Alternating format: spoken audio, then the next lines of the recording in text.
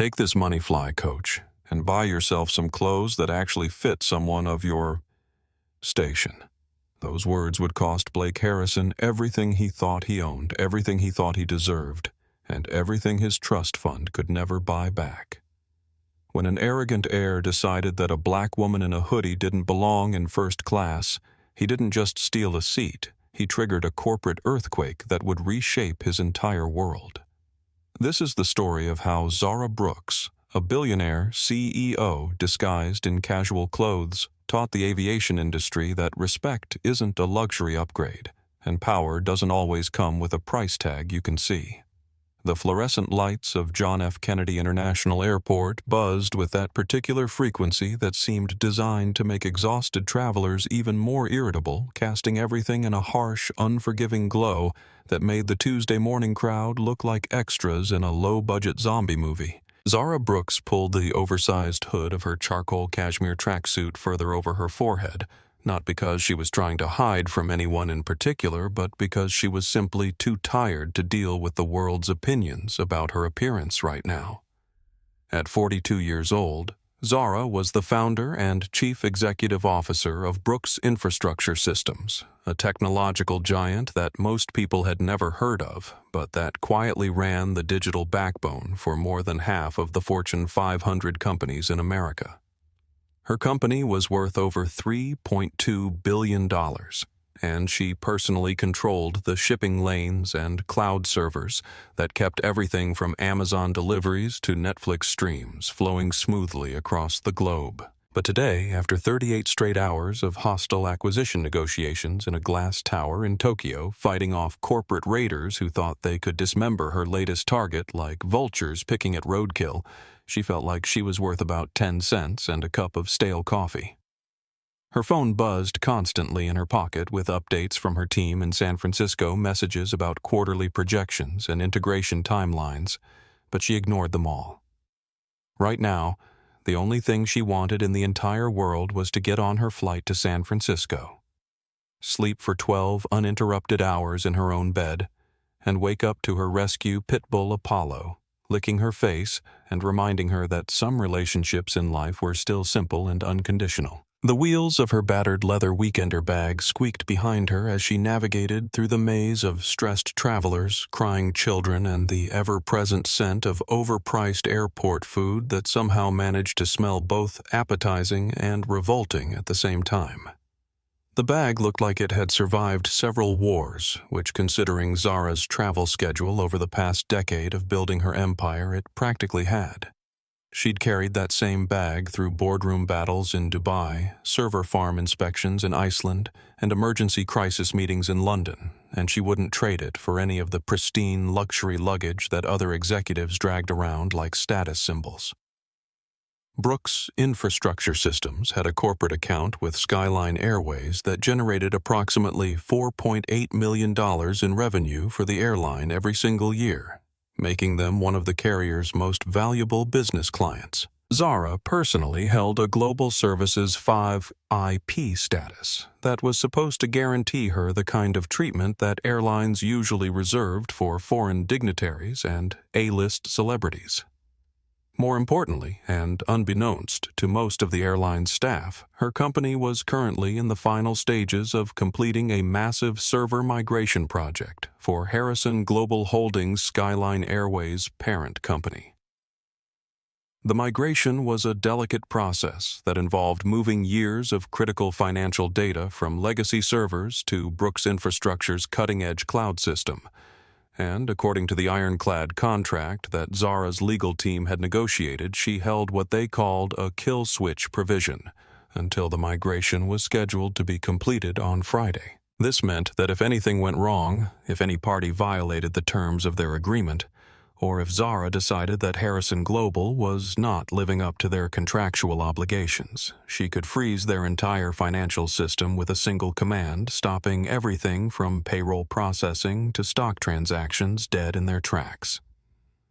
As she approached the Skyline Airways first-class check-in counter, wheeling her battle-scarred luggage behind her, Zara had no idea that this seemingly routine travel day would become the catalyst for one of the most expensive lessons in human decency that the aviation industry had ever witnessed. The Skyline Airways first-class check-in area was designed to make wealthy passengers feel important and exclusive with its gleaming white marble counters, fresh orchids in crystal vases, and soft classical music playing from hidden speakers that cost more than most people's annual salaries. The agents working behind those pristine counters were trained to recognize wealth and status at a glance, to read the subtle signals that separated the truly elite from the merely affluent, and to adjust their level of service accordingly. Carmen Delgado had been working the first-class counter for 15 years, and she prided herself on her ability to size up passengers within seconds of their approach. She could spot a fake designer handbag from 50 feet away, could distinguish between inherited wealth and new money based on nothing more than posture and pronunciation, and she had developed an almost supernatural ability to identify the passengers who would complain to corporate if they didn't receive the level of attention they felt they deserved. When she looked up from her computer screen and saw Zara approaching, Carmen's eyes performed a quick practiced assessment that took in every detail of the woman's appearance like a security scanner evaluating a potential threat. The comfortable sneakers suggested someone who walked places instead of being chauffeured. The absence of flashy jewelry indicated a person who either couldn't afford the real thing or who was trying too hard to appear understated, and the messy bun spoke of someone who was either too busy or too careless to visit a proper salon. What Carmen's expert eye failed to see was the woman who had rung the opening bell at the New York Stock Exchange 3 months earlier, the entrepreneur who had been featured on the cover of Forbes magazine for revolutionizing cloud infrastructure, or the business leader who had personally negotiated billion-dollar deals with technology companies that Carmen used every single day. Next, Carmen called out her voice, carrying that particular tone of professional courtesy that barely concealed her assumption that this passenger was probably lost and looking for the economy check-in area. Zara stepped up to the counter and slid her passport across the pristine white surface, the leather cover worn smooth from years of international travel. "Good morning," she said, her voice carrying the kind of calm authority that comes from years of commanding boardrooms full of people who thought they were smarter than everyone else in the room. "I'm checking in for Flight 294 to San Francisco." Carmen picked up the passport with the tips of her fingers, as if the document might somehow contaminate her perfectly manicured nails, and tapped those same fingernails against the marble counter in an irritated staccato rhythm that spoke volumes about her level of annoyance. "This is the priority lane, ma'am," she said, her voice dripping with that sickly sweet customer service tone that somehow managed to make the word ma'am sound like an insult. "Economy check-in is around the corner near the sliding doors by the food court." Zara didn't blink, didn't flinch, and didn't show any of the frustration that was starting to build in her chest like pressure in a steam engine. She had dealt with this particular brand of casual racism more times than she cared to count in boardrooms and conference halls and airport lounges around the world, and she had learned long ago that the best response was always calm, professional persistence. "I know where I am," she replied, her voice steady and measured. "I'm flying first class." "Seat 1A. Carmen's eyebrows shot up so high they practically disappeared into her hairline, and she paused in her nail-tapping to stare at Zara with the kind of expression usually reserved for people who had just claimed to be secret agents or lottery winners. "Seat 1. A," she repeated slowly, as if the words needed to be processed through some kind of mental translation software. "That's a full-fare first-class ticket. Are you absolutely certain you're at the correct airline?" "Check your computer," Carmen Zara said, reading the name tag and allowing just a hint of steel to creep into her voice, the same tone she used when dealing with corporate executives who thought they could intimidate her with bluster and legal threats. Carmen sighed dramatically, a theatrical exhale that seemed designed to communicate just how much trouble this passenger was causing her, and reluctantly turned to her computer terminal. She typed Zara's name into the system with the kind of aggressive keystrokes that suggested she was hoping the computer would somehow prove her assumptions correct and make this problem go away. The screen flashed gold and Carmen's face twitched as she read the information displayed before her. VIP Global Services status. Platinum member for 7 consecutive years. Do not move, downgrade, or reassign under any circumstances. The computer was essentially screaming at her that this passenger was airline royalty, the kind of customer whose comfort and satisfaction were supposed to be the staff's top priority. But her unconscious bias was telling her that this woman in the hoodie and sneakers was somehow gaming the system. Boarding begins in approximately 2 hours at Gate 42. Carmen said, ripping the boarding pass from the printer with unnecessary force, as if the paper had personally offended her. The Sovereign Lounge is to your right, though. I should mention it's quite full today with the weather delays. She slid the boarding pass across the counter without making eye contact, without offering the usual pleasantries about enjoying the flight or thanking Zara for her business, and without any of the small courtesies that were supposed to make first-class passengers feel valued and appreciated. Zara took the boarding pass and studied Carmen's face for a moment, filing away the interaction in the same mental folder where she kept track of market fluctuations and competitive intelligence, irritating information that might become relevant later but not important enough to derail her immediate plans. "Thank you," she said simply, and turned toward the security checkpoint. She moved through the TSA pre-check line efficiently, her status as a trusted traveler allowing her to keep her shoes on and her laptop in her bag, and once through security, she headed directly for the Skyline Airways Sovereign Lounge. What she needed more than anything else right now was a quiet corner, a cup of green tea, and 30 minutes of silence to review the final details of the Tokyo acquisition, before she had to shift her attention back to the dozens of other projects that were always competing for her focus.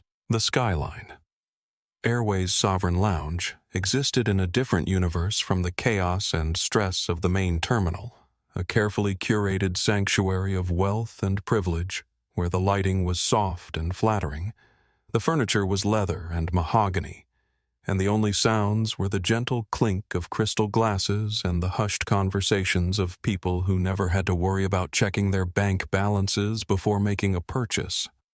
Zara had claimed a secluded corner seat near the floor-to-ceiling windows that overlooked the tarmac where she could watch the ground crews loading luggage and servicing aircraft while she reviewed the final numbers from her Tokyo negotiation.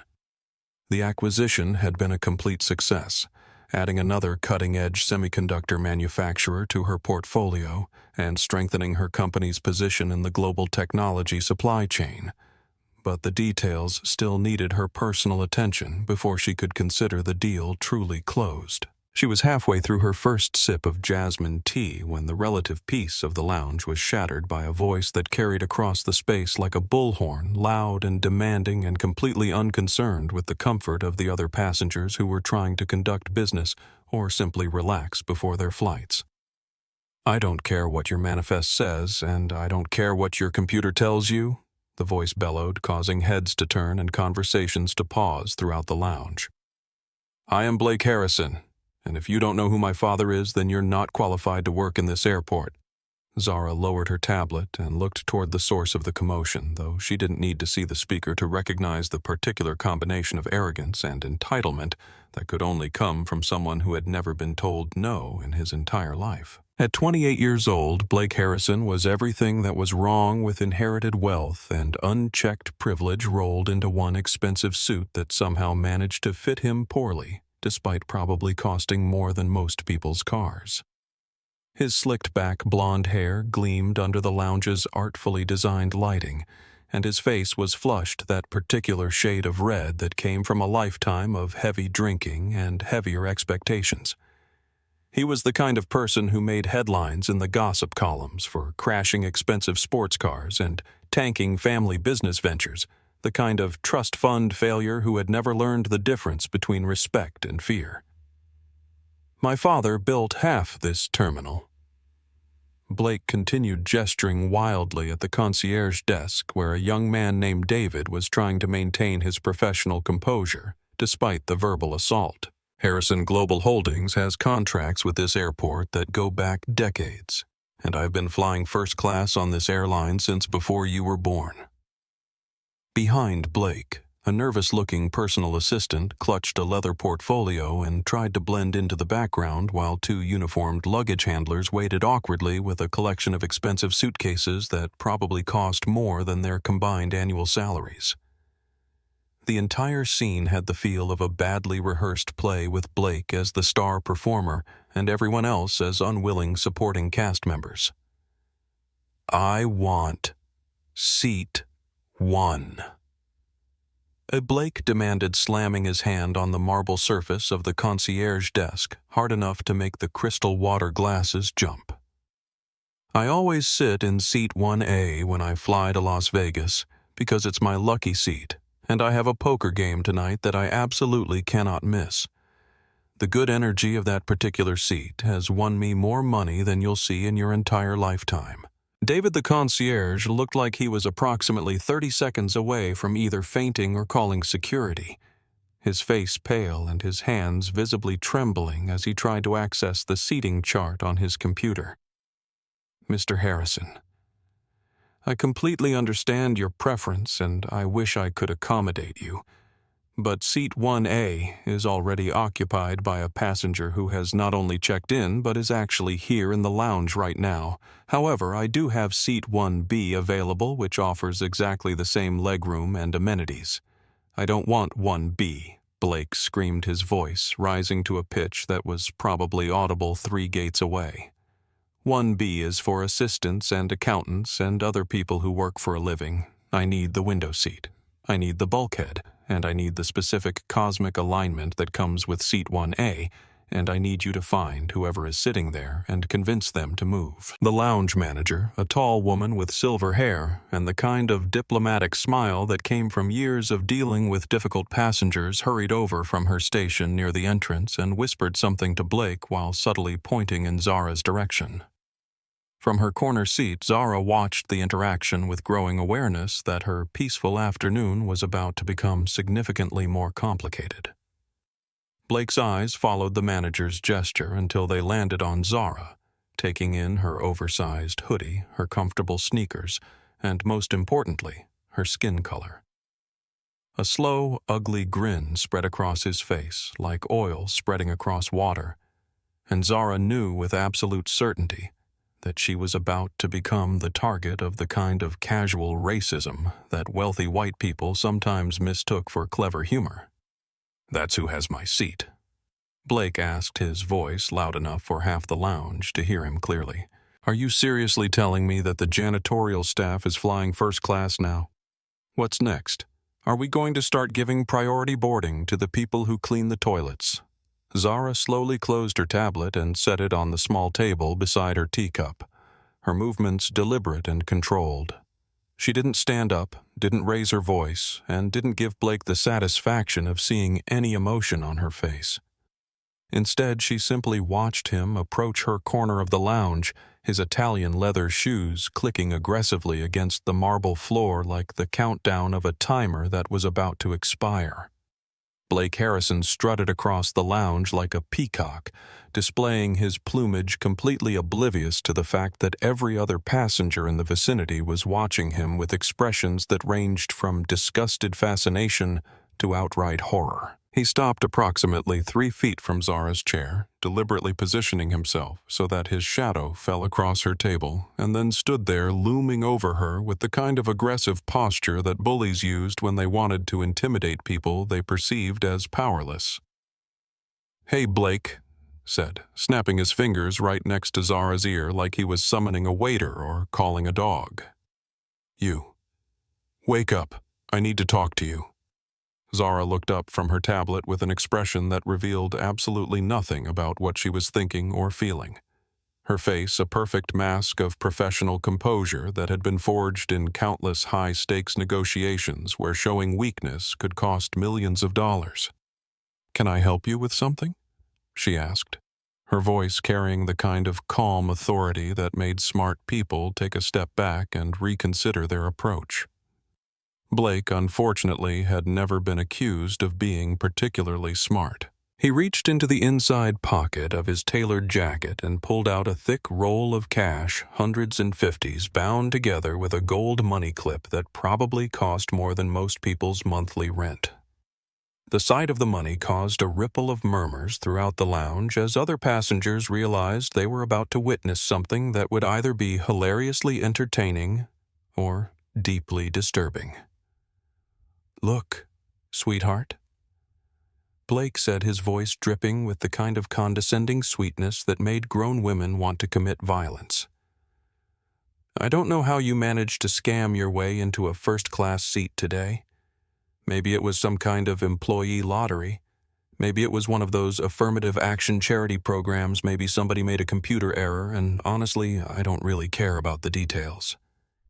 He peeled off 5 crisp $100 bills from his roll, holding them up like playing cards so that Zara could see exactly how much money he was offering her. The bills were new enough that they made a satisfying crinkling sound as he fanned them out, and Blake clearly enjoyed the theatrical effect of displaying his wealth in such an obvious and vulgar manner. $500 cash right here, right now," Blake announced, dropping the bills onto the small table next to Zara's teacup. One of the hundreds landed directly in her jasmine tea, immediately beginning to absorb the liquid and turn a soggy green color. "Take this money. Go find yourself a nice seat in coach where you can stretch out and be comfortable with people more like yourself, and use whatever's left over to buy yourself some clothes that actually fit someone of your station." The lounge had gone completely silent except for the soft jazz music playing from the hidden speakers, and Zara could feel dozens of eyes watching her reaction to what was possibly the most publicly humiliating offer she had ever received. She looked down at the wet $100 bill floating in her tea like a lily pad, then back up at Blake's flushed, expectant face. "My name is Zara Brooks," she said calmly, her voice carrying clearly through the silence. "And I paid full price for seat 1A because I have chronic back problems that require the extra legroom and support that comes with the bulkhead window seat. I am not interested in your money, and I am not moving from the seat that I reserved, paid for, and confirmed 3 weeks ago." Blake's face went through several color changes, starting at his usual ruddy pink and progressing through various shades of red until it reached a deep purple that suggested his blood pressure had just spiked to dangerous levels. He stared at Zara as if she had just spoken to him in a foreign language, completely unable to process the fact that someone he had categorized as inferior was actually refusing his generous offer. "Excuse me," Blake sputtered, his voice rising to a pitch that probably set off car alarms in the parking garage. "Do you have any idea who you're talking to? Do you think I'm negotiating with you? I just offered you more money than you probably see in 6 months, and you're sitting there acting like you're doing me a favor by even listening." Zara reached over and delicately picked up the soggy $100 bill between 2 fingers, holding it away from herself as if it were contaminated with something unpleasant. She dropped it onto the floor next to Blake's expensive shoes, where it landed with a wet splat that seemed to echo through the silent lounge. "I don't need your charity," Zara said, her voice never rising above conversational level, but somehow carrying more authority than Blake's shouting, "and I certainly don't need your money. What I need is for you to step away from my table, stop blocking my view of the tarmac, and learn some basic manners before you interact with other human beings in public spaces." The silence that followed her words was the kind of profound quiet that usually preceded natural disasters, and Blake stood there opening and closing his mouth like a fish that had been pulled out of water. No one had ever spoken to him like that in his entire privileged life, and he simply didn't have the emotional vocabulary to process what had just happened. "You're making a huge mistake," Blake finally managed to say, his voice shaking with the kind of rage that came from having his entire worldview challenged by someone he had dismissed as irrelevant. "You think because you scraped together enough frequent flyer miles for an upgrade that makes you one of us. You think you belong in the same space as people who actually matter?" He leaned closer to her chair, invading her personal space in a way that was clearly designed to intimidate her. "You're nothing," he hissed, his voice low and venomous. You're absolutely nothing, and by the time I'm finished with you, you'll wish you had taken my money and crawled back to whatever hole you came from." Blake spun on his heel and marched back toward the concierge desk with the kind of aggressive determination that suggested he was about to declare war on someone who couldn't fight back. The entire lounge watched him go, and Zara could hear the immediate explosion of whispered conversations as people began speculating about what they had just witnessed and what was likely to happen next. "Get her off the flight," Blake demanded when he reached David's station, his voice loud enough to carry throughout the lounge and probably into the main terminal beyond. "I want that woman removed from the manifest immediately, and I want her banned from this airline permanently." David, the young concierge, looked like he was caught between wanting to help a valued customer and knowing that what Blake was asking for was completely unreasonable and probably illegal. "Sir, I'm not sure I understand what you're asking me to do. The passenger appears to be properly ticketed and—" "She threatened me." Blake interrupted, his voice taking on the kind of theatrical quality that suggested he was enjoying the performance he was putting on. "That woman looked me directly in the eye and told me that she knew who I was and that she was going to make me pay for disrespecting her. She said she had connections in the airline industry and that she would destroy my family's business relationship with Harrison Global Holdings. The lie was so brazen and so obviously fabricated that several passengers in the immediate vicinity actually gasped audibly. But Blake was clearly counting on the fact that airline personnel were trained to take passenger safety concerns seriously even when those concerns seemed questionable. She said all of this because I politely asked her if she might be willing to consider switching seats with me. Blake continued, his voice now carrying a tremor that suggested he was genuinely frightened rather than simply angry. I offered her compensation for the inconvenience, and she became verbally abusive and threatening. I don't feel safe flying on the same aircraft as someone who has already demonstrated that she has anger management issues and a personal vendetta against me and my family. From her corner seat, Zara watched Blake's performance with the kind of detached fascination that she might have felt while observing a particularly elaborate corporate fraud scheme unfolding in a boardroom. She had seen enough pathological liars in her career to recognize the telltale signs, the way Blake's voice changed when he was making up details, the way he avoided eye contact with David while he was speaking, and the way he kept touching his face and adjusting his tie as his stress level increased.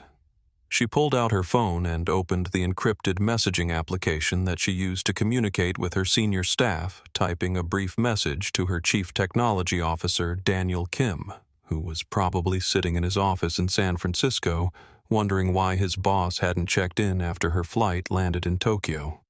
"Ready the kill switch for the Harrison Global Holdings account," she typed, her fingers moving quickly across the screen. "Stand by for further instructions, but do not execute anything until I give you the explicit command."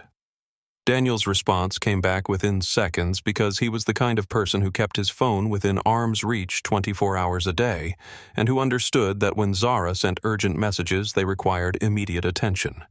"Kill switch armed and ready. Current system status shows all Harrison Global financial transfers scheduled for normal processing. Do you want me to isolate their liquidity management protocols?" "Not yet," Zara replied. "Just maintain the ability to freeze everything if necessary. I'll explain the situation when I have more time, but right now I need to know that we have complete control over their cash flow if this situation escalates." She locked her phone and slipped it back into her bag, then settled back in her chair to watch Blake continue his performance for the increasingly uncomfortable lounge staff. She wasn't planning to use the kill switch unless she absolutely had to, because she was fundamentally a businesswoman who believed in solving problems through negotiation and professional pressure rather than scorched earth tactics. But she also believed in being prepared for every possible scenario, and if Blake Harrison wanted to play games with her livelihood and her dignity, she wanted to make sure she held all the best cards. The lounge manager had joined the conversation at David's desk, and Zara could see them reviewing something on a computer screen, while Blake gestured dramatically and spoke in increasingly animated tones. Other passengers were now openly staring at the confrontation, and several people had their phones out, possibly recording the incident for social media or simply documenting what appeared to be developing into a significant disturbance. "I want airport security. Called immediately," Blake was saying, his voice rising again as he realized that the airline staff weren't immediately capitulating to his demands. "I want a report filed with the Transportation Security Administration, and I want that woman detained for questioning about her terrorist threats against a member of a prominent American business family." The word terrorist seemed to hang in the air like a toxic cloud, and Zara felt a cold anger settling in her stomach as she realized that Blake was escalating his false accusations to the point where she could actually face serious legal consequences if the wrong people believed his lies.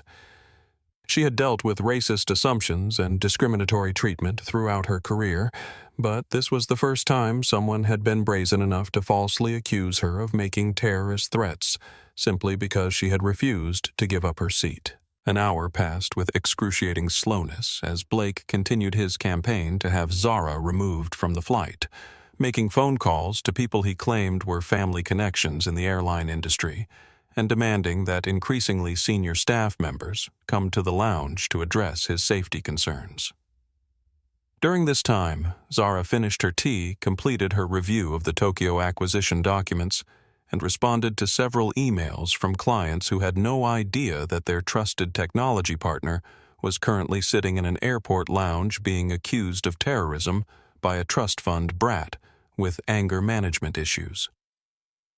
When the boarding announcement finally came over the lounge's speakers, Zara gathered her belongings with the same calm efficiency that she brought to every aspect of her professional life. She had dealt with difficult people and unreasonable situations before, and she had learned that the best strategy was usually to maintain her dignity, document everything that happened, and let the consequences sort themselves out through proper channels. She walked to gate 42 with her head held high and her shoulders straight, pulling her battle-scarred leather weekender behind her and ignoring the stares and whispers from other passengers who had either witnessed the lounge confrontation or heard about it through the kind of airport gossip network that could spread news faster than social media.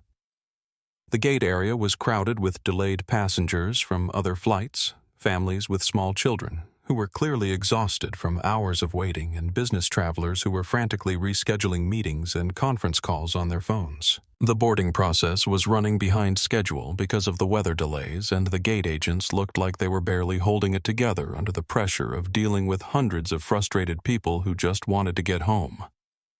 When Zara finally reached the front of the priority boarding line and handed her boarding pass to the gate agent, the scanner beeped with an angry red error tone that seemed to cut through all the background noise like a fire alarm. The agent, whose name tag identified her as Monica, frowned at her computer screen and tried scanning the pass again with the same result. "I'm sorry, ma'am, but there seems to be an issue with your ticket," Monica said, her voice carrying the kind of apologetic tone that suggested she was about to deliver bad news. "I'm going to need to call a supervisor to help resolve this." Behind Monica, Zara could see Carmen Delgado from the check-in counter approaching with another airline employee, a middle-aged man whose name tag read Nathan Torres, Duty Manager. Nathan looked like he had been either crying or drinking heavily, or possibly both, and his hands were shaking slightly as he reviewed something on a tablet computer. Ms. Brooks, Carmen said, and Zara noticed that the fake friendliness from their earlier interaction had been replaced by something that looked suspiciously like vindictive satisfaction. "There appears to have been a problem with your payment method that wasn't caught during the initial check-in process. Our fraud detection system has flagged your credit card for suspicious activity, and we've been forced to void your first-class reservation." Zara felt her jaw tighten as she realized what was happening, but her voice remained perfectly level when she responded. "Suspicious activity," she repeated. "I used my corporate American Express Black Card, which has a credit limit that exceeds this airport's annual operating budget. Exactly what kind of suspicious activity are you suggesting?" Nathan Torres cleared his throat nervously and stepped forward, clearly uncomfortable with the conversation, but apparently committed to following through with whatever plan had been put in motion. The system automatically flags any charges that seem inconsistent with the cardholder's historical spending patterns, he said, not quite able to make eye contact with Zara. A first-class airline ticket represents a significant expenditure that appears to be outside your normal purchasing behavior. The explanation was so ridiculous and so obviously fabricated that Zara almost laughed, but she managed to keep her expression neutral as she processed the implications of what was happening. Blake Harrison had somehow convinced these airline employees to manipulate their computer systems to manufacture a justification for removing her from her seat, and they were all apparently willing to go along with the fraud because they believed his version of events over hers. "We've been able to accommodate you with a seat in our main cabin," Carmen continued, her voice taking on that sickly sweet customer service tone that Zara was beginning to hate with a passion. "Seat 34E, which is a middle seat in the last row of the aircraft near the lavatories. It's the only available seat remaining on the flight, so you can either accept this accommodation or forfeit your ticket entirely and rebook on a different day." Behind them, Zara could see Blake Harrison walking down the jet bridge toward the aircraft, pausing to look back at her with a smug grin that made it clear he was enjoying her humiliation. He caught her eye and winked, then called out loudly enough for everyone in the gate area to hear him. "Have a wonderful flight. Try not to cause any more trouble for the hard-working people who are just trying to do their jobs." Zara looked at Carmen and Nathan, both of whom were clearly waiting for her to either accept their insulting offer or storm away in frustration, giving them the satisfaction of knowing they had successfully put her in her place. She thought about her options. She could demand to speak to more senior management. She could threaten legal action. She could call her own lawyers and turn this into a federal civil rights case, or she could do something much more creative. "I need to get to San Francisco for an important board meeting tomorrow morning," Zara said finally, her voice carrying a dangerous edge that should have warned them they were making a terrible mistake. "If I don't make this flight, there will be consequences that you cannot possibly imagine or prepare for." Carmen actually laughed, a sharp, mean sound that echoed through the gate area.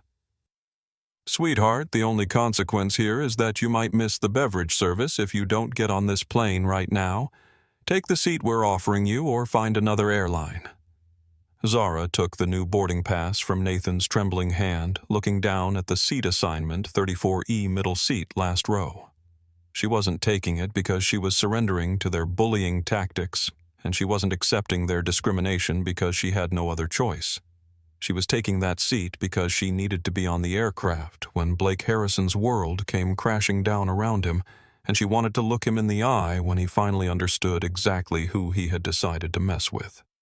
Fine, Zara said, her voice carrying a promise that none of them were smart enough to recognize. "I'll take 34E." The Airbus A321 aircraft stretched out before Zara like a steel tube designed by someone who had never actually met a human being, with seats crammed together so tightly that even average-sized passengers had to perform contortionist acts to fit comfortably. As she made her way down the narrow aisle toward the back of the plane, dragging her weekender bag behind her and trying to ignore the stares and whispers from other passengers who had clearly heard about the gate incident, she could feel the air quality deteriorating with each step away from the first-class cabin. The air conditioning system in the rear section of the aircraft was functioning poorly, if at all, leaving the cabin stifling and oppressive in a way that made every breath feel like work. The recycled air carried the mingled scents of stale coffee, overpriced airplane food, and the particular brand of stress-induced perspiration that came from being trapped in a metal tube 30,000 feet above the ground with nowhere to escape. Seat 34E was exactly as advertised, a middle seat wedged between two other passengers in the very last row of the aircraft, directly in front of the lavatories, where a steady stream of people would be lining up throughout the 6-hour flight. To Zara's left sat Arthur Higgins, a heavy-set man in his 50s, whose name she learned during an awkward elbow collision as they both tried to claim the shared armrest at the same time. Arthur had apparently eaten something heavily seasoned with onions for lunch, and the smell seemed to radiate from his pores like a noxious cloud that no amount of recirculated air could disperse. To her right was Sarah Jenkins, a young mother who looked like she hadn't slept in approximately 6 months, and was currently bouncing a screaming toddler on her knee while trying to dig through an enormous diaper bag for something that would stop the child's crying.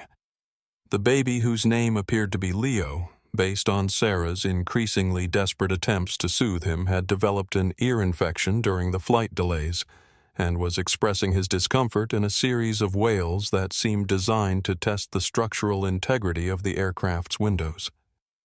Zara settled into her narrow seat and tried to find a position that wouldn't aggravate her chronic back problems, but the seat had clearly been designed by engineers who believed that human comfort was an unnecessary luxury. The cushions were thin and unsupportive. The recline function appeared to be broken, and the tray table was so small that it could barely accommodate a paperback book, much less a laptop or tablet. As the plane pushed back from the gate and began its taxi toward the runway, Zara pulled out her phone and opened the secure messaging app that allowed her to communicate with her technology team through encrypted channels that were immune to interception or surveillance.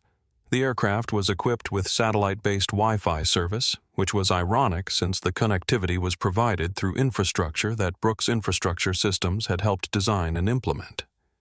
She typed a brief message to Daniel Kim: flight status update needed.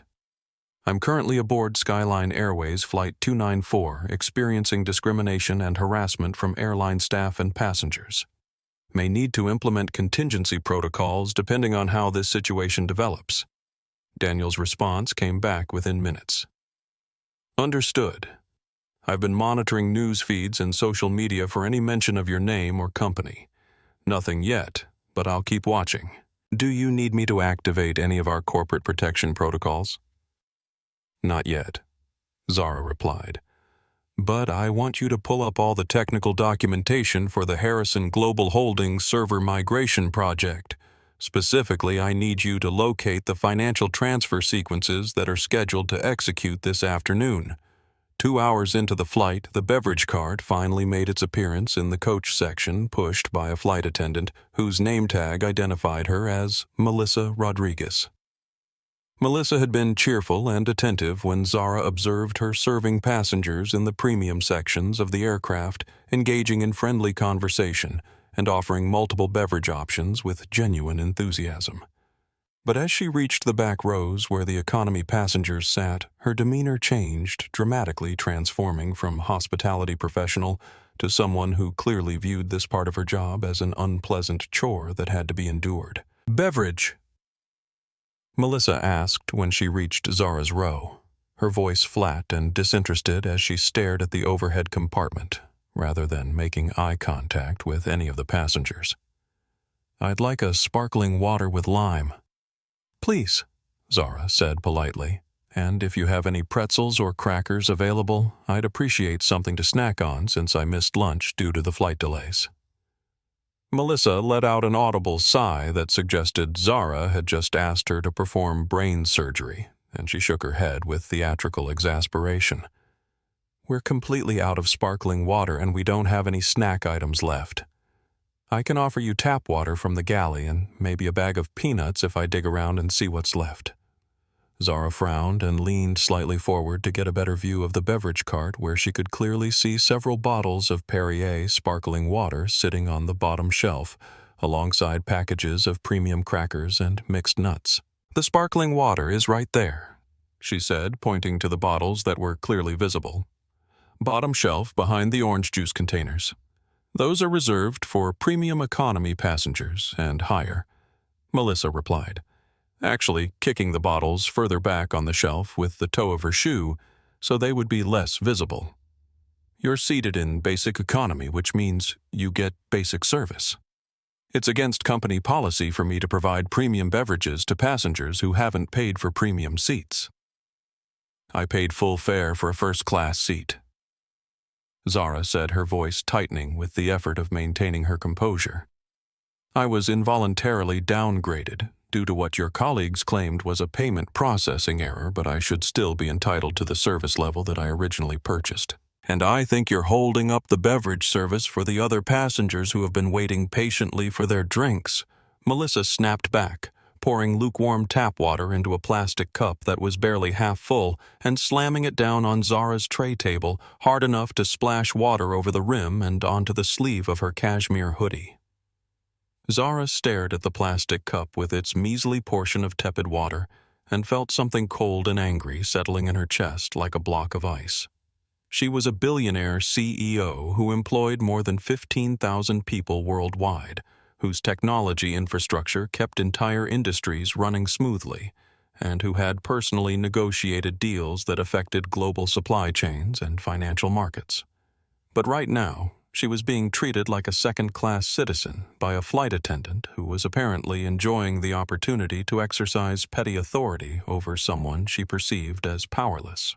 She took a deep breath and began counting backward from 10, reminding herself that she owned the servers that processed this woman's paychecks, that her company controlled the communication systems that kept this airline's operations functioning, and that in approximately 3 hours, she was going to demonstrate exactly what real power looked like. Just as Zara was using napkins from the seat back pocket to wipe the spilled water from her sleeve, the curtain that separated the economy section from the premium cabins parted like theater drapes, and Blake Harrison emerged with the kind of theatrical flourish that suggested he was making a grand entrance rather than simply walking to the lavatory. He wasn't just stretching his legs or taking a bathroom break, though. This was clearly a deliberate expedition to the back of the plane, a victory lap designed to gawk at the passengers who couldn't afford first-class accommodations and to gloat about his success in getting Zara removed from what he considered his rightful place in the social hierarchy of air travel. Blake held a crystal flute of champagne in one hand and what appeared to be a linen napkin in the other, and as he made his way down the narrow aisle, he made a point of bumping into passengers' shoulders and elbows, while offering the kind of insincere apologies that were clearly meant to draw attention to his presence rather than to actually express remorse for his clumsiness. When he reached row 34, Blake stopped directly beside Zara's seat and leaned his arm on the top of the seat in front of her, deliberately invading her personal space in a way that was designed to make her feel trapped and uncomfortable. The smell of expensive alcohol wafted from him like cologne, and his eyes had the slightly unfocused look of someone who had been drinking steadily for the past several hours. "Pretty cozy back here, isn't it?" Blake said with a grin that revealed teeth so white and perfect they could only have been achieved through extensive and expensive dental work. "I have to say Seat 1A has been absolutely fantastic for this flight. The reclining feature is incredible, the legroom is spectacular, and I think I'm going to get at least 3 solid hours of sleep before we land in San Francisco." Arthur Higgins, the man seated next to Zara, woke up with a loud snort that suggested he had been deep in alcohol-induced slumber. He looked around in confusion for a moment before his eyes focused on Blake's champagne flute, and his face lit up with the kind of hopeful expression that suggested he was about to ask for something he probably couldn't afford. "Excuse me, sir," Arthur said, his voice carrying just a hint of desperation. "I don't suppose you could spare one of those for a fellow traveler who's had a really rough day." Blake laughed a sharp, mean sound that seemed to echo through the cramped cabin space, and he held the champagne flute slightly higher, as if to emphasize that it was completely out of Arthur's reach. "This vintage Dom Perignon is reserved for passengers who actually belong in the premium cabin," he said, his voice loud enough for several rows of passengers to hear clearly. "People who work for a living can get their drinks from the beverage cart like everyone else." He turned his attention back to Zara, who had been watching the interaction with the kind of calm analytical focus that she usually brought to hostile corporate negotiations. "You know, I've been thinking about our little conversation in the lounge." Blake continued, his voice taking on a tone of mock concern that was somehow more insulting than outright hostility. "You really do have that angry, bitter look that some people get when life doesn't turn out the way they expected it to. You should try smiling more often. It might help you get better treatment from airline staff and other service professionals."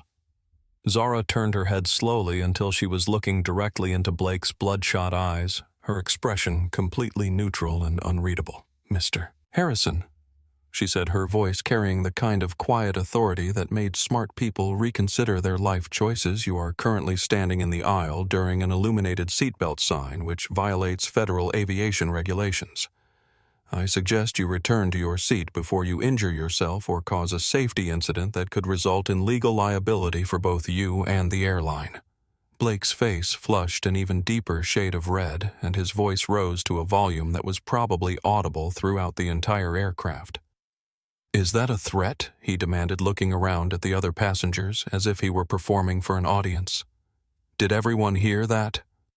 She just threatened me again, just like she did in the lounge.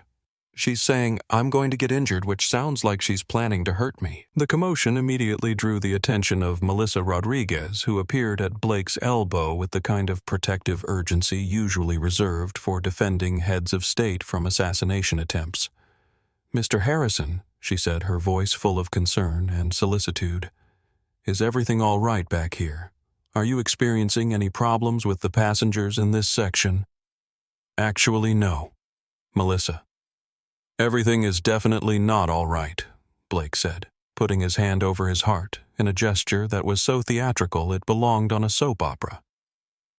"I came back here to use the lavatory because the first-class facilities are being cleaned and serviced, and this woman immediately started harassing me and making threatening comments about my personal safety.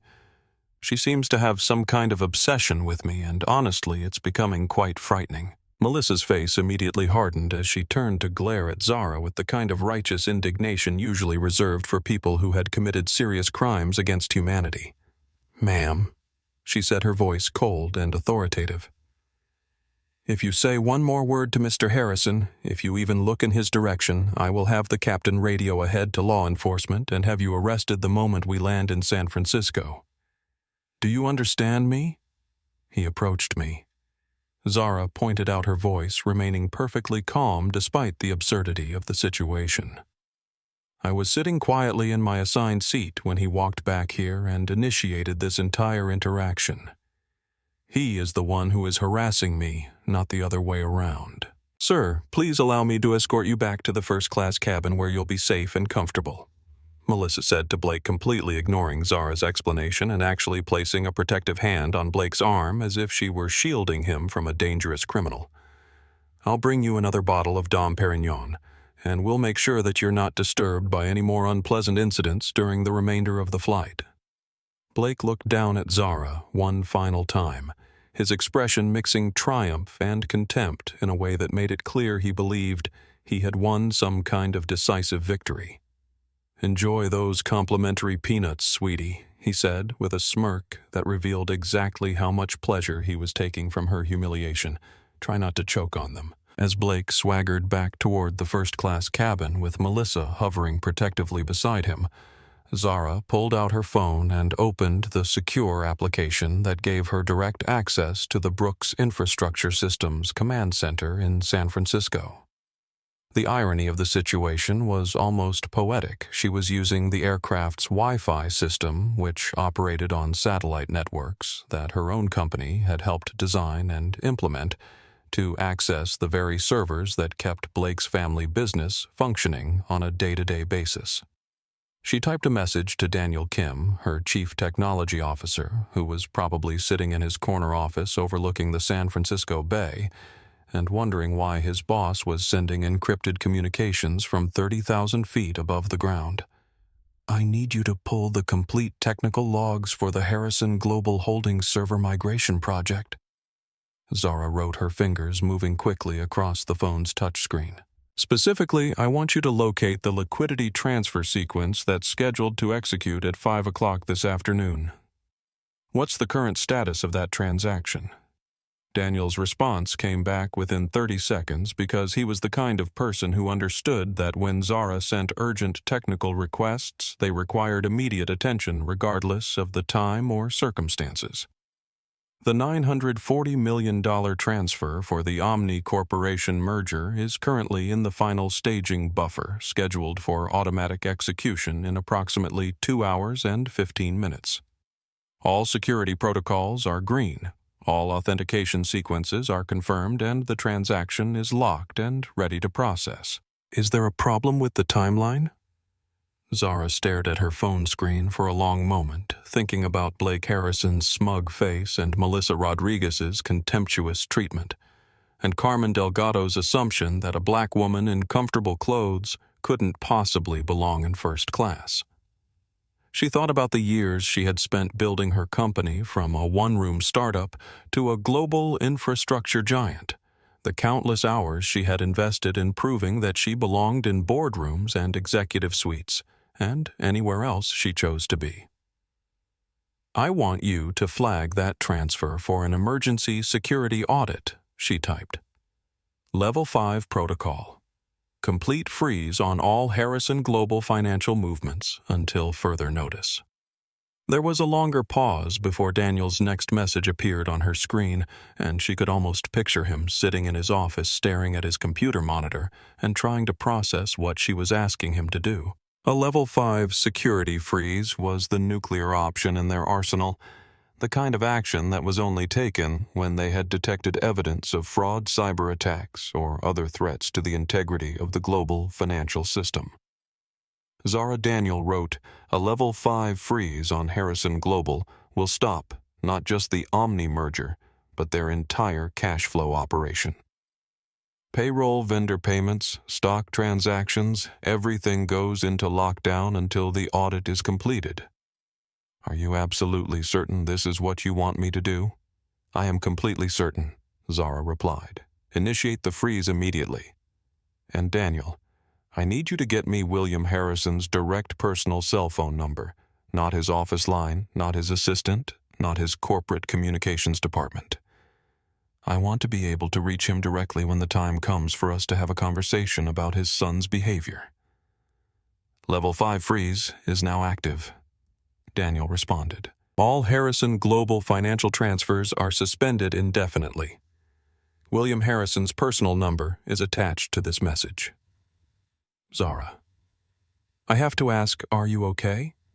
This is not like you to take such drastic action without extensive deliberation." Instead of answering his question, Zara locked her phone and slipped it back into her bag, then settled back in her uncomfortable middle seat to wait for the chaos to begin.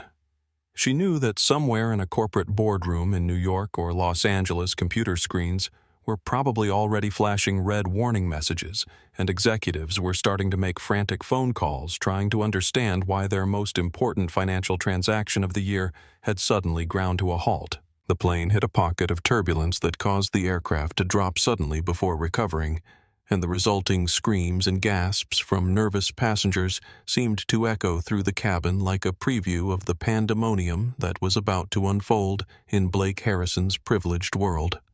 Little Leo, the baby with the ear infection, began crying even louder, and Zara reached over to gently touch his mother's arm.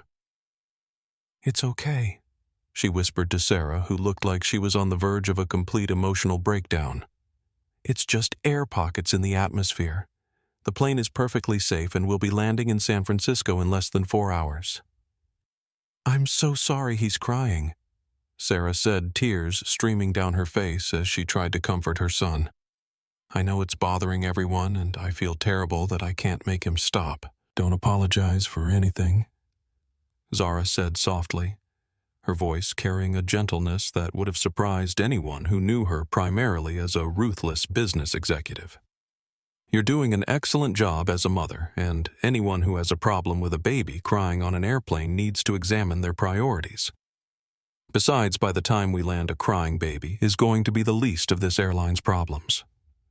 The remainder of the flight passed in a blur of physical discomfort and simmering anticipation as Zara counted down the minutes until they would reach San Francisco, and she could begin the process of teaching Blake Harrison exactly what consequences looked like when they were administered by someone who actually understood how power worked in the modern world. When the Airbus A321 finally touched down at San Francisco International Airport, the landing was so smooth that some passengers applauded mostly out of relief that they had survived the turbulence and were finally back on solid ground.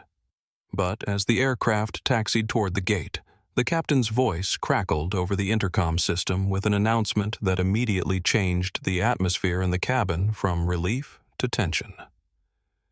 "Ladies and gentlemen, this is Captain James Anderson speaking from the flight deck." The pilot's voice carried the kind of formal, measured tone that suggested he was about to deliver news that nobody wanted to hear. "We have successfully arrived at our assigned gate here at San Francisco International, but I need to ask that all passengers remain seated with your seatbelts securely fastened while we address a security matter that requires immediate attention." A murmur of confused concern rippled through the cabin as passengers began looking around at each other, trying to figure out who or what might represent a security threat serious enough to delay the deplaning process. Zara knew exactly what was happening, but she remained perfectly calm in her seat, watching through her window as ground crew members prepared to service the aircraft. Airport police will be boarding the aircraft momentarily to escort a passenger off the plane. Captain Anderson continued, his voice carrying just enough authority to discourage questions or protests from the other travelers. "For the safety and security of all passengers and crew members, please remain in your seats until this matter has been resolved and we receive clearance to begin normal deplaning procedures." The main cabin door opened with a pneumatic hiss, and two officers from the San Francisco Police Department stepped aboard, their faces grim and professional, as they were immediately met by Melissa Rodriguez, who began speaking to them in urgent, animated tones, while pointing dramatically toward the back of the aircraft where Zara sat quietly in her middle seat. "Row 34 seat, E," Melissa announced loudly enough for half the plane to hear her. The woman in the dark hoodie who made verbal threats against a first-class passenger and repeatedly refused to follow crew member instructions regarding appropriate behavior during the flight. The two officers, whose name tags identified them as Officer Davis and Officer Chen, began walking down the narrow aisle with the kind of deliberate authority that made other passengers automatically shrink back against their seats to clear a path. Every head turned to follow their progress, and dozens of phones appeared as people began recording what they clearly expected to be a dramatic arrest. When they reached row 34, Officer Davis positioned himself directly in front of Zara's seat and looked down at her with the stern expression that police officers used when they wanted to establish dominance and control over a potentially dangerous situation. "Ma'am, I need you to stand up immediately and come with us," he commanded, his voice carrying the kind of non-negotiable authority that suggested arguing would only make things worse. "You're being detained for questioning regarding allegations of interference with flight crew operations and making threatening statements toward other passengers." Arthur Higgins, who had been dozing fitfully for most of the flight, was now wide awake and looking around in bewilderment as he tried to understand what was happening in the seat next to him. "Officers, I think there's been some kind of mistake," he said, his voice shaking slightly. "This lady hasn't done anything wrong. She's been sitting here quietly for the entire flight, and the only person who was causing any kind of disturbance was that drunk guy from first class who kept coming back here to bother her. Sir, we're going to need you to remain quiet while we handle this situation," Officer Chen said firmly, his hand moving instinctively toward the equipment on his duty belt. "Ma'am, stand up now. Keep your hands where we can see them, and do not reach for anything in your bag or pockets." Zara unbuckled her seatbelt and rose slowly from her seat, her movements careful and deliberate as she reached under the seat in front of her to retrieve her leather weekender bag. Her legs were stiff and cramped from 6 hours in the inadequate airline seating, but she maintained her dignity and composure, even as every eye in the cabin focused on her with the kind of morbid fascination usually reserved for traffic accidents and celebrity scandals. "I need my medication from my bag," she said calmly, using the same lie she had employed at the boarding gate, "and my identification will be required for any official questioning. Bring the bag, but keep your hands visible at all times." Officer Davis instructed clearly, following standard protocols for dealing with potentially dangerous individuals. Any sudden movements or attempts to reach for concealed objects will be considered threatening behavior. As they escorted her toward the front of the aircraft, Zara had to walk past every passenger who had witnessed her humiliation, past every person who had watched her be denied basic service and treated like a second-class citizen because of assumptions about her worth and her place in society. The walk felt like it lasted forever, even though it probably took less than 2 minutes to reach the aircraft's main door. But the most satisfying moment came when she passed through the first-class cabin where Blake Harrison was standing next to his seat, putting on his expensive jacket and preparing to disembark. When he saw her being escorted by police officers, his face lit up with the kind of vindictive joy that small petty people experienced when they believed they had successfully destroyed someone they perceived as inferior. "I told you this would happen," Blake whispered as she passed his seat, his voice low but still audible to the other first-class passengers who were watching the scene unfold. "I tried to warn you that actions have consequences, but you just wouldn't listen. Garbage always gets thrown out eventually." Zara didn't look at him, didn't acknowledge his existence, and didn't give him the satisfaction of seeing any emotion on her face. Instead, she looked straight ahead and maintained the same dignified composure that had carried her through hostile corporate takeovers, international business negotiations, and every other challenge that had tried to break her spirit over the years. They led her off the aircraft and onto the jet bridge, where the cool, recycled air of the terminal seemed refreshing after 6 hours of breathing the stale atmosphere of the overcrowded cabin. Waiting for them at the top of the jet bridge were Timothy Chen, a gate agent whose nervous demeanor suggested he was way out of his depth, and another airline employee whose name tag identified him as Nathan Torres, station manager. "Is this the passenger who made threatening statements against Mr. Harrison?" Timothy Chen asked, consulting his clipboard with the kind of nervous energy that suggested he was desperately hoping someone else would take responsibility for whatever was about to happen next. Melissa Rodriguez, who had followed the police officers off the aircraft, nodded emphatically while pointing at Zara, as if she were identifying a dangerous criminal in a police lineup. "That's her, Melissa," confirmed her voice, carrying a note of satisfaction that suggested she was enjoying her role in this drama. Disruptive and hostile throughout the entire flight, making threatening comments toward a valued first-class passenger, and completely refusing to follow crew member instructions regarding appropriate behavior in the cabin. "I want her permanently banned from flying with Skyline Airways." Melissa continued, her voice rising with righteous indignation. "She represents exactly the kind of passenger who makes this job difficult and dangerous for those of us who are just trying to provide professional service to people who deserve respect and courtesy." Zara looked at Timothy, then at Nathan, then at the 2 police officers who were clearly beginning to realize they might have been dragged into a situation that was more complicated than a simple passenger disturbance case. "You're making a very expensive mistake," she said, her voice carrying the kind of quiet authority that made smart people pause and reconsider their assumptions. "A mistake that will have consequences reaching far beyond this airport and this airline." Nathan Torres let out a short, contemptuous laugh that echoed off the concrete walls of the jet bridge. "The only mistake here was allowing you to board this aircraft in the first place," he said, his voice dripping with the kind of disdain usually reserved for people who had committed serious crimes. "Officer Davis, please escort this individual to the airport security substation, where we can file formal charges for interference with flight crew operations and disruption of commercial aviation." "Wait," Zara said, holding up one hand in a gesture that somehow managed to command attention despite her current circumstances. "Before you take me anywhere, before you file any charges, before you make this situation infinitely worse for yourselves and everyone involved, I have one simple suggestion that could save all of you a tremendous amount of embarrassment and legal liability." "What kind of suggestion?" Officer Chen asked, his professional instincts apparently telling him that something about this situation wasn't quite adding up the way it had initially appeared. "Check the news," Zara said simply. "Check the financial markets. Check the stock ticker for Harrison Global Holdings and see what's been happening to their share price over the past 30 minutes.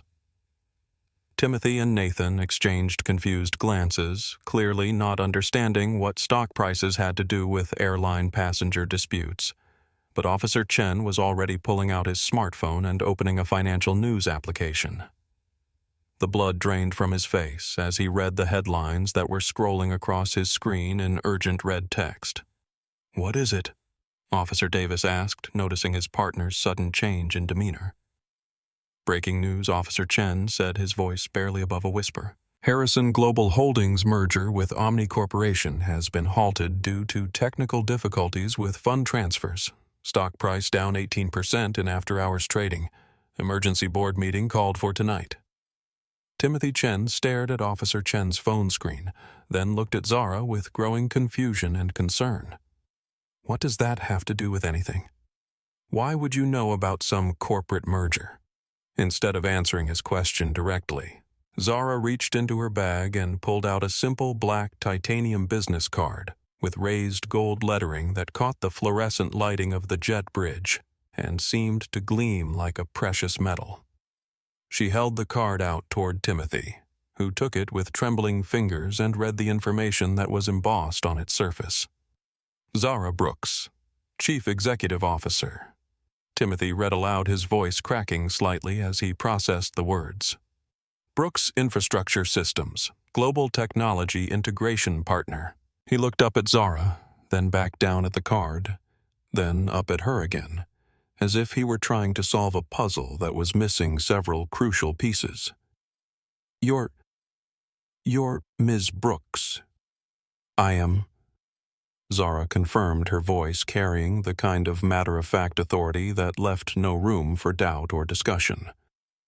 "And currently, I have placed what we call a Level 5 security freeze on all financial assets and transactions moving through my company's servers regarding the Harrison Global Holdings merger with Omni Corporation." She paused for a moment to let that information sink in before continuing. "That represents approximately $940 million that is currently sitting in digital limbo, unable to move until I personally authorize the release of the security hold." The silence that followed her revelation was so complete that the only sounds audible in the jet bridge were the distant rumble of aircraft engines and the soft hiss of the ventilation system. Timothy's face had gone completely pale, and Nathan looked like he was about to either faint or vomit, possibly both. "And do you know why I implemented that security freeze?" Zara asked, her voice remaining perfectly calm and conversational, despite the enormity of what she was revealing. "Because Blake Harrison demanded that I give up my paid first-class seat so he could sit there instead, and because your airline staff chose to support his discriminatory demands rather than honor the ticket that I purchased in good faith."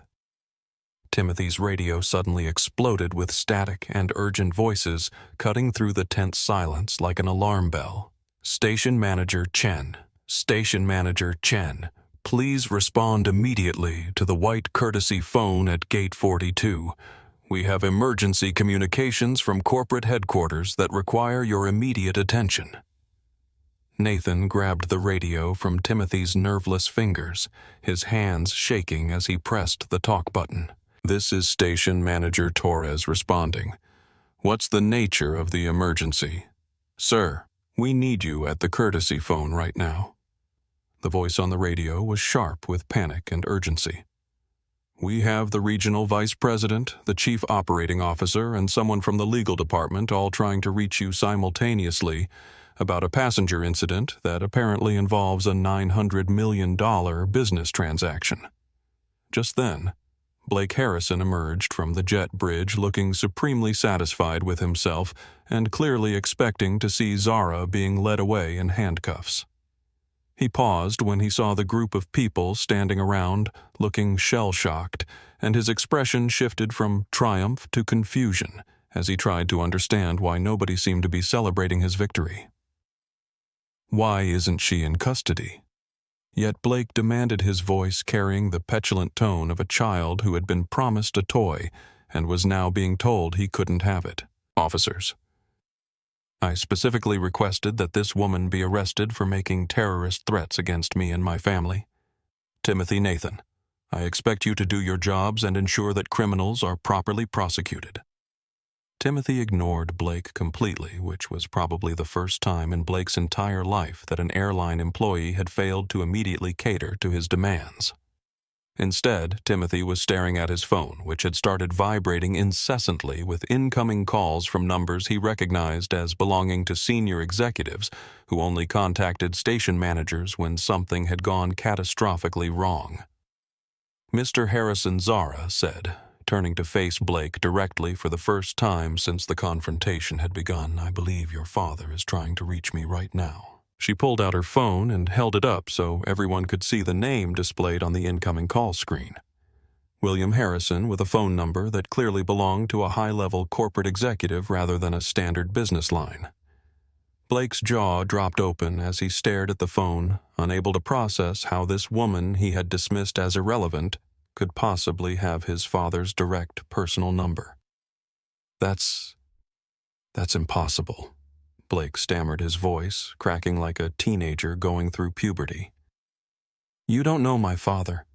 You're lying about everything just like you lied about being able to afford a first-class seat.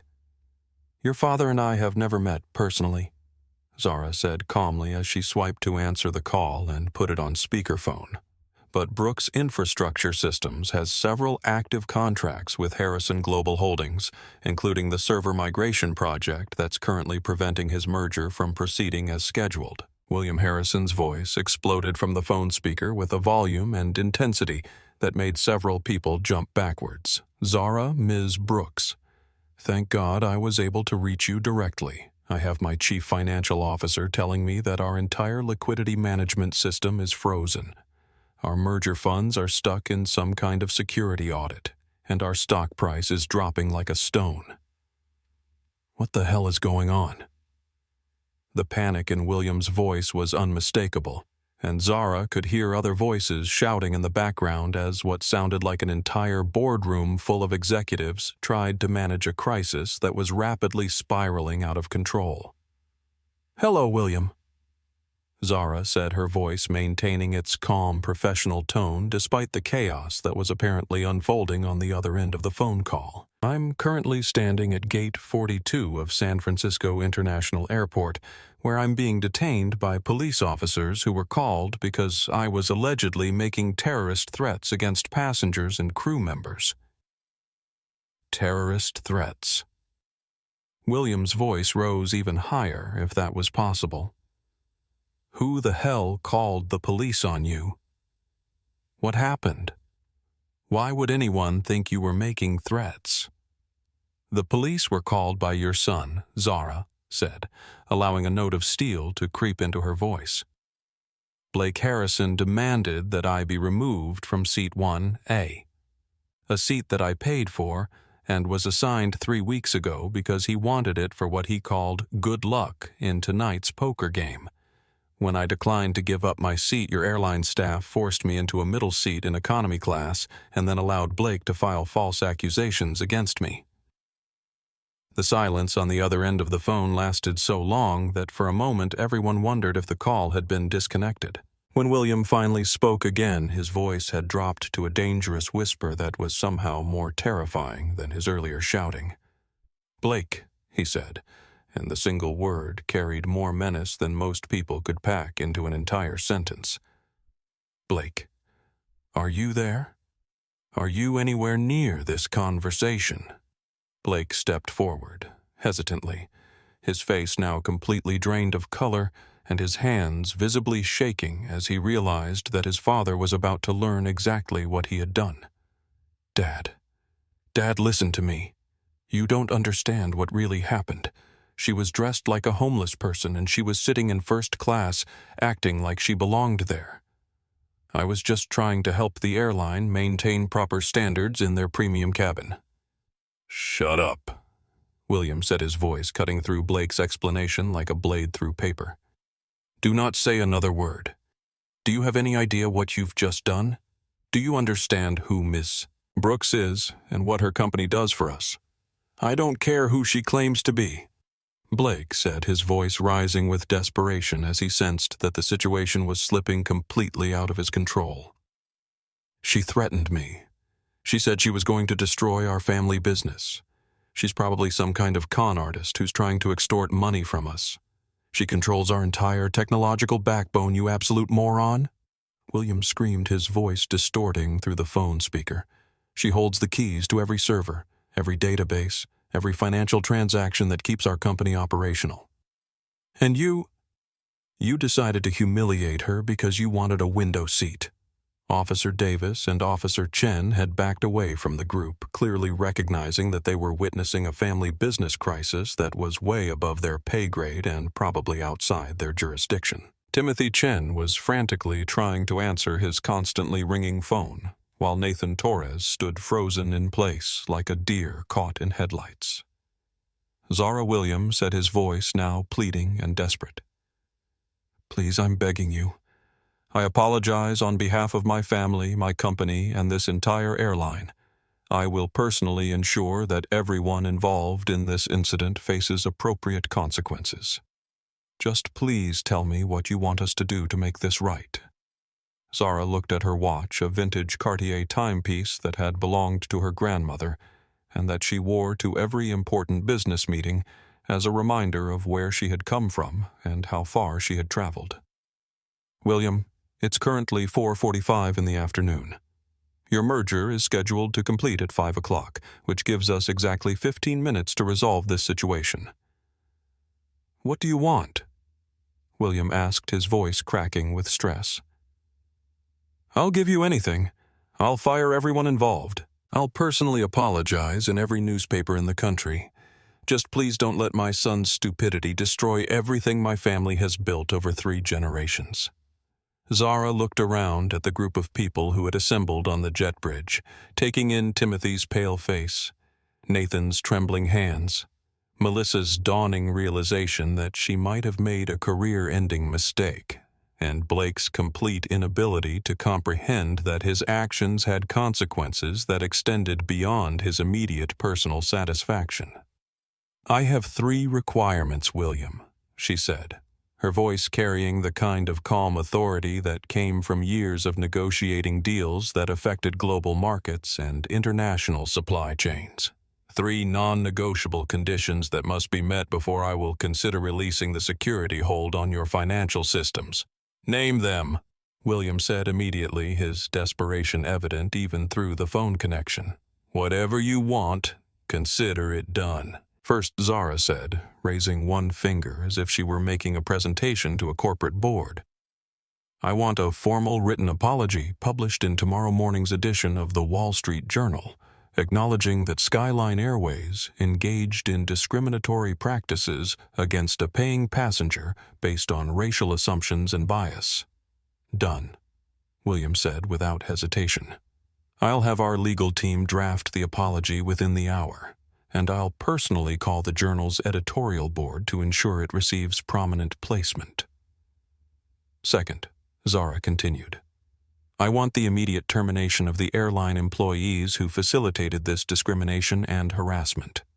Specifically Carmen Delgado from the JFK check-in counter, Nathan Torres and Timothy Chen here at SFO, and Melissa Rodriguez, the flight attendant who denied me basic service and then lied to police officers about my behavior." "No." Melissa wailed, her professional composure finally cracking completely. "You can't do this. I have a mortgage. I have children to support. I've been working for this airline for 8 years. I was just following standard procedures. You should have thought about your mortgage and your children before you decided to treat a paying passenger like garbage because of the color of her skin," Zara replied coldly, her voice carrying no sympathy whatsoever for Melissa's sudden distress. "And you should have considered the consequences before filing false police reports to cover up your discriminatory behavior. They're terminated effective immediately," William said, his voice cutting through Melissa's protests like a guillotine blade. "Security will escort them from the premises within the hour, and they'll receive termination letters citing violation of company anti-discrimination policies and filing false incident reports." Timothy and Nathan both reached for their employee badges and ID cards. their hands moving with the mechanical precision of people who had just realized their careers in the airline industry were over. Nathan dropped his radio on the floor of the jet bridge, where it skittered across the concrete with a plastic clattering sound that seemed to echo like a funeral bell. And the third requirement William asked, though his voice suggested he already suspected what was coming next. Zara turned to look directly at Blake, who had backed against the wall of the jet bridge and was staring at her with the kind of horror usually reserved for natural disasters and terminal medical diagnoses. "I want Blake Harrison stripped of his board position with Harrison Global Holdings, and I want him permanently banned from flying with Skyline Airways or any of its subsidiary carriers." "Dad, no," Blake shouted, his voice cracking with panic as he finally understood that his actions were going to cost him everything he had taken for granted his entire life. "You can't do this to me. I'm your son. I made a mistake, but you can't destroy my future over one stupid incident. One stupid incident that cost our company nearly $1 billion and humiliated our most important technology partner, William," replied his voice cold and final. "Blake, you're removed from the board effective immediately. Your corporate credit cards are canceled and you're banned from all Harrison Global properties and associated businesses." Blake slumped against the wall, sliding down until he was sitting on the dirty floor of the jet bridge with his head in his hands, the expensive fabric of his suit picking up dust and grime from the concrete. For the first time in his privileged life, he looked like what he actually was, a grown man who had never learned to accept responsibility for his actions and who was now facing the consequences of a lifetime of entitlement and casual cruelty. "The security hold on your financial systems will be lifted immediately," Zara said, pulling out her phone and typing a brief message to Daniel Kim. "The merger can proceed as scheduled, and your stock price should recover once the market realizes that the technical difficulties have been resolved." Officer Chen approached Zara with the kind of respectful demeanor usually reserved for foreign dignitaries and federal judges. "Ms. Brooks," he said, removing his hat in a gesture of respect, "I want to personally apologize for any inconvenience this incident may have caused you. You're obviously free to go, and we'll be filing charges against Mr. Harrison for filing false police reports and making fraudulent accusations. We'll also be recommending that the district attorney's office investigate whether this incident constitutes a hate crime under federal civil rights statutes," Officer Davis added, looking down at Blake with obvious disgust.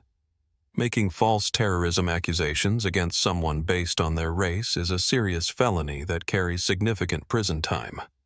Zara nodded her acknowledgement to both officers, then turned her attention back to her phone as she sent final instructions to Daniel Kim. "Release all security holds on Harrison Global Holdings accounts," she typed. "Allow all pending transactions to proceed as originally scheduled. Archive all documentation related to this incident for potential legal proceedings." "The money is flowing again," William Zara said into the phone, her voice carrying a note of finality that suggested their business was concluded. "Your merger will complete on schedule, your stock price should stabilize, and your company will survive to operate another day." "Zara, I cannot thank you enough," William said, his relief evident even through the phone connection. "You could have destroyed us completely, and you chose to show mercy instead. I will never forget this, and I will personally ensure that my son learns from this experience." "Don't thank me yet," William Zara replied. "Use this as an opportunity to examine your company's culture and training programs. Make sure that every employee understands that discrimination and bias have consequences that extend far beyond hurt feelings and bad publicity. And teach your son that respect is something you give to everyone, not something you withhold from people you think are beneath you." She ended the call and slipped her phone back into her bag, then picked up her battered leather weekender and prepared to leave the jet bridge. She stepped over Nathan's discarded radio and walked past Timothy, who was still standing in stunned silence with his employee badge dangling from nerveless fingers. As she approached Blake, who was still sitting on the floor with his head buried in his hands, she paused for just a moment. He looked up at her with eyes that were red with tears and defeat, and for the first time since their initial confrontation, she saw something that might have been the beginning of genuine remorse. "Mr. Harrison," she said quietly, her voice carrying neither anger nor satisfaction, just a kind of weary authority. "You have a choice to make now. You can spend the rest of your life blaming other people for your problems and learning nothing from this experience, or you can use this as an opportunity to become the kind of person your father hoped you would be." Blake didn't respond, but she could see him processing her words, perhaps for the first time in his adult life, actually considering the possibility that he might need to change rather than expecting the world to accommodate his behavior. Zara walked away from the group and into the main terminal, where the familiar sounds and smells of San Francisco International Airport felt like a welcome return to normalcy after the surreal drama of the past several hours. Her phone buzzed with a text message from her driver, Elias, confirming that he was waiting at the curb with her car ready to take her home to her rescue pit bull Apollo and the simple pleasure of sleeping in her own bed.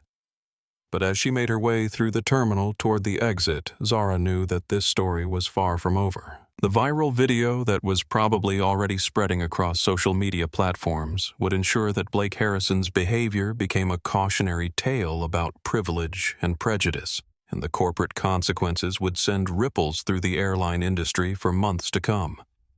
More importantly, she had demonstrated something that too many people still needed to learn: that power wasn't always visible, that respect wasn't determined by appearance, and that underestimating someone based on racial stereotypes could be the most expensive mistake of your life. 6 months could change everything in the world of global finance and international business, and by the time the World Economic Forum convened in the pristine mountain resort town of Davos, Switzerland, Zara Brooks had transformed from a behind-the-scenes technology executive into one of the most recognizable faces in corporate leadership and social justice advocacy. The incident that had started with a disputed airline seat had evolved into a watershed moment for discussions about discrimination, corporate accountability, and the hidden power structures that controlled modern commerce. Zara's story had been featured on the covers of Time, Forbes, and Harvard Business Review, and she had been invited to speak at conferences, universities, and corporate training sessions around the world.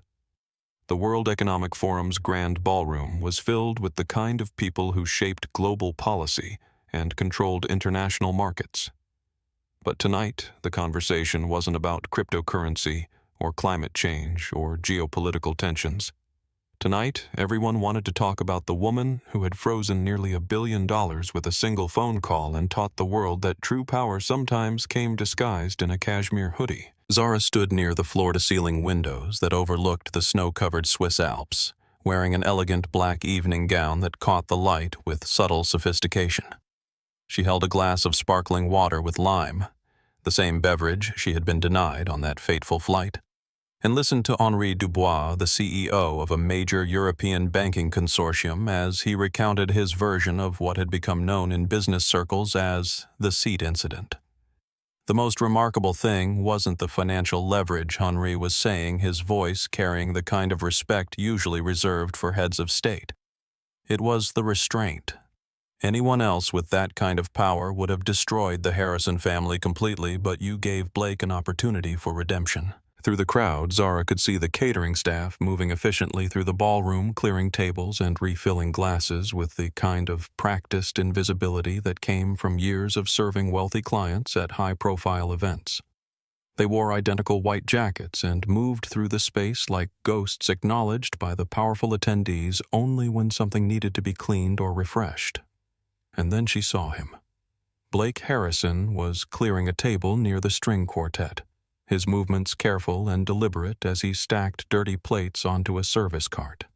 He looked thinner than she remembered his face, gaunt and tired in a way that suggested he had been working long hours at physically demanding jobs. His hair, once perfectly styled and maintained by expensive stylists, was now cut short and practical, and his hands showed the rough reddened skin that came from washing dishes and manual labor. He was completely focused on his work, keeping his head down and his eyes fixed on the task at hand, moving with the kind of nervous energy that came from knowing that any mistake could cost him his job. When he turned to place a glass on his cart, he nearly bumped into Zara, who had approached his station while he was distracted. "Oh, my apologies," Madame Blake said automatically, the words of a trained service worker who had learned to apologize first and ask questions later. Then he looked up, and his eyes met hers, and the color drained from his face so completely that Zara thought he might collapse right there on the polished marble floor. The heavy tray in his hands began to rattle as his muscles lost their strength, and he took a stumbling step backward until his back hit the edge of the table behind him. "Miss Brooks," he whispered, his voice barely audible over the ambient noise of the gala. I didn't know you would be here." Zara studied his face, taking in the dark circles under his eyes, the hollow cheeks that suggested he had lost significant weight, and the obvious exhaustion that came from working multiple jobs to survive. "Blake," she said quietly, her voice carrying no anger or satisfaction, just a kind of clinical observation. "You're a long way from seat 1A. Blake swallowed hard, his Adam's apple bobbing as he tried to find words to respond to her statement. "I'm working," he said, finally clutching the serving tray like a shield between them. This is an honest job. I've been doing catering work for 3 months now, and before that I was washing dishes in a restaurant in Geneva. Your father cut you off completely." Zara observed, though it was more of a statement than a question. Blake let out a short, bitter laugh that carried no humor whatsoever. He told the board that I was a liability to the company's reputation, and that I needed to learn what it meant to earn my place in the world through hard work rather than inheritance. He said, his voice cracking slightly with the memory of that conversation. He gave me $500 and a one-way ticket to Europe and told me not to come back until I could prove that I understood the value of treating every human being with basic dignity and respect. Zara reached into her small evening clutch and pulled out a simple business card, but this one was different from the black titanium cards she usually carried for business networking. This card was cream-colored and modest, with plain black lettering that identified it as belonging to the Brooks Foundation, a charitable organization that focused on job training and education programs for underserved communities. "Put down the tray, Blake," she said gently. "I can't," he replied, his voice shaking. "If my supervisor sees me talking to guests instead of working, I'll lose this job, and I can't afford to lose another job. It took me 2 months to find this position." "Put it down," Zara repeated, and something in her tone convinced him to slowly lower the heavy tray onto the table behind him. She held out the business card, and Blake stared at it as if it might explode in his hands. "This is the contact information for a job training program that my foundation operates in Chicago," she explained. "We work with young people from disadvantaged backgrounds, teaching them aircraft maintenance and ground crew operations at major airports around the country." Blake took the card with trembling fingers, turning it over as if looking for hidden clauses or conditions. You're offering me a job?" he asked, his voice filled with disbelief. "I'm offering you an interview for a position as a maintenance trainee," Zara corrected firmly. "The job pays $15 an hour, which is barely above minimum wage. You'll be cleaning aircraft interiors, emptying waste tanks, and scrubbing floors for 10 hours a day, 6 days a week. You'll work alongside people who have never had trust funds or private tutors or family connections to smooth their path through life." She stepped closer, lowering her voice so that only he could hear her next words. "If you want to learn what respect actually means, Blake, you start at the bottom. Not the fake bottom of serving canapes to wealthy people at charity galas, but the actual bottom, where the work is hard and dirty, and nobody applauds you for doing it correctly." Blake stared at the card as if it were a lifeline thrown to a drowning man. "Why," he whispered, "after everything I did to you, everything I said, why would you help me?" Zara looked at him for a long moment, seeing not the entitled, arrogant young man who had tried to humiliate her 6 months earlier, but someone who had been broken down by consequences and might possibly be ready to be built back up into something better. Because unlike you 6 months ago, she said quietly, I don't believe that people are disposable. I believe that everyone has the potential to grow and change and become better than they were yesterday. Right now, you're what we call a distressed asset, worth almost nothing but with the possibility of becoming valuable if the right kind of work is invested in your development. She turned to walk away, then paused and looked back at him one final time. If you survive a year in that hangar, if you learn how to work alongside people you once would have dismissed as beneath your notice, if you can prove that you've developed some understanding of what it means to treat every human being with basic respect, regardless of their bank balance, then maybe you'll be worth something again. Maybe you'll become the kind of person who deserves a second chance. Standing on the snow-covered balcony of the Swiss resort, breathing the thin mountain air that seemed to clear her mind and settle her spirit, Zara understood that the true measure of power wasn't the ability to destroy your enemies, but the wisdom to transform destruction into education. Blake Harrison would spend the next year learning what it meant to be invisible, to have your worth questioned by strangers who saw only a uniform instead of a human being. Not because she wanted revenge against someone who had hurt her, but because some lessons about human dignity could only be learned through the humility that came from genuine hard work and real consequences. The viral video of their original confrontation had sparked a movement that reached far beyond airline discrimination, inspiring congressional hearings on corporate accountability and resulting in new federal legislation that required bias training and passenger protection protocols across the entire transportation industry. The Brooks Foundation had received millions in donations from people who wanted to support educational programs that promoted equality and understanding, and Zara had used that money to create opportunities for young people who might otherwise never have access to career training in technical fields. As the snow fell softly on the alpine peaks outside her window, Zara smiled with the satisfaction of knowing that she had done more than simply freeze a bank account or humiliate someone who had tried to humiliate her. She had proven that when you treat another human being as less than worthy of basic respect, you might discover that they hold the power to teach you what true humanity actually means. The greatest victory wasn't in Blake Harrison's downfall. It was in his potential redemption, one honest day's work at a time, and in the knowledge that change was possible for anyone willing to do the hard work of examining their own prejudices and growing beyond them.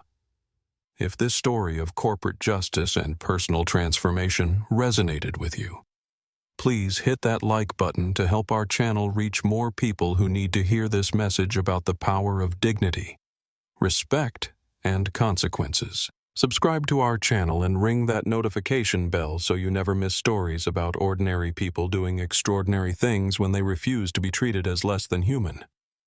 What would you have done in Zara's position? Would you have offered Blake a second chance? Or would you have let him face the full consequences of his actions without any possibility of redemption? Share your thoughts in the comments below. And thank you for watching this powerful reminder that true strength comes not from tearing others down, but from lifting them up when they've learned to lift themselves.